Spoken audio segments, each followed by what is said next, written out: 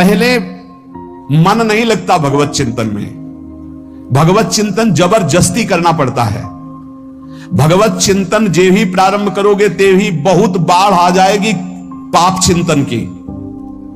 ध्यान दीजिए, बहुत लोग प्रश्न करते रहते हैं कि हम जब भजन में बैठते हैं तो बहुत गंदी बातें आती है, मन बड़ा चंचल होता है, भाग जाता है। ऐसा प्रारंभ में जब कोई भगवत चिंतन प्रारंभ करता है तो उसका मन विषयों में भागता है, गंदी बातों में भागता है। अब लोग कहते पहले तो हमारा चिंतन बढ़िया होता था, अब चिंतन नहीं होता, तो कोई सिद्ध पुरुष थोड़ी हो गए। तुम्हें जबरदस्ती चिंतन करना होगा।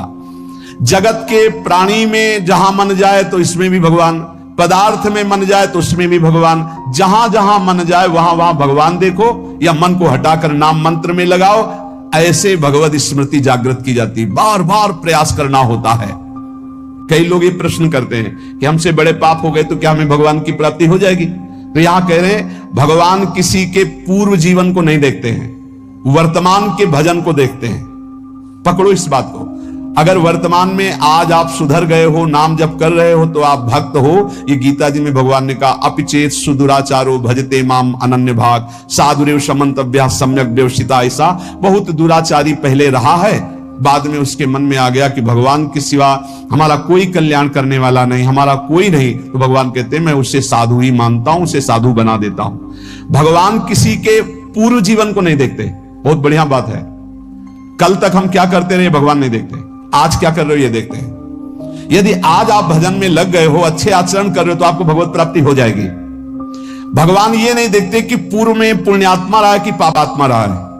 भगवान वर्तमान में देखते कि मेरा भजन कर रहा है, बस इसी से कल्याण कर देते हैं। पकड़ो इस बात को, तो कभी प्रश्न नहीं उठेगा कि क्या हमको भी भगवत प्राप्ति हो सकती है क्या। हमारा मन यदि श्री भगवान को चाहने लगे तो श्री भगवान हमारे मन में ही आकर बस जाएंगे। भगवान की रूप माधुरी में मन डूबने लगेगा। यथार्थ सत्य, जो भगवान से थोड़ा भी प्यार करने लगे हैं उनके हृदय में भगवान की, उनकी भावना के अनुसार झलक आने लगी है। हृदय में प्रभु के आते ही अनंत जन्मों के संस्कारों का नाश हो जाता है। इसलिए तुम अपने पहले वाले घृणित जीवन को याद भी मत करो और उसको सोचकर जरा निराश भी मत हो।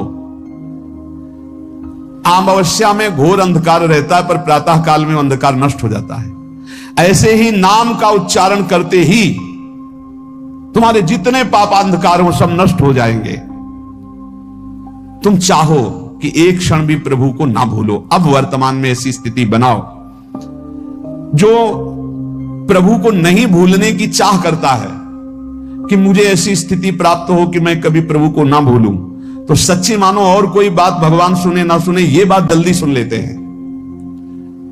भजन की मांग करो तो बहुत जल्दी भगवान पूर्ण करते हो। भजन जिसका चलने लगा तो फिर लोकांतर के सारी रिद्धियां सिद्धियां सुख वैभव तो उसके चरणों में लौटते हैं। जब हम प्रभु से प्रभु का स्मरण न मांगकर भोग मांगते हैं तभी हमारा भजन रुक जाता है, भजन नहीं चल पाता। यदि हम प्रभु से केवल भजन मांगे तो विश्वास करो ब्याज में सब हो जाएगा। मूल भजन तो आपका बचेगा ही, ब्याज में लोकांतर के भोग आपके चरणों में लुटते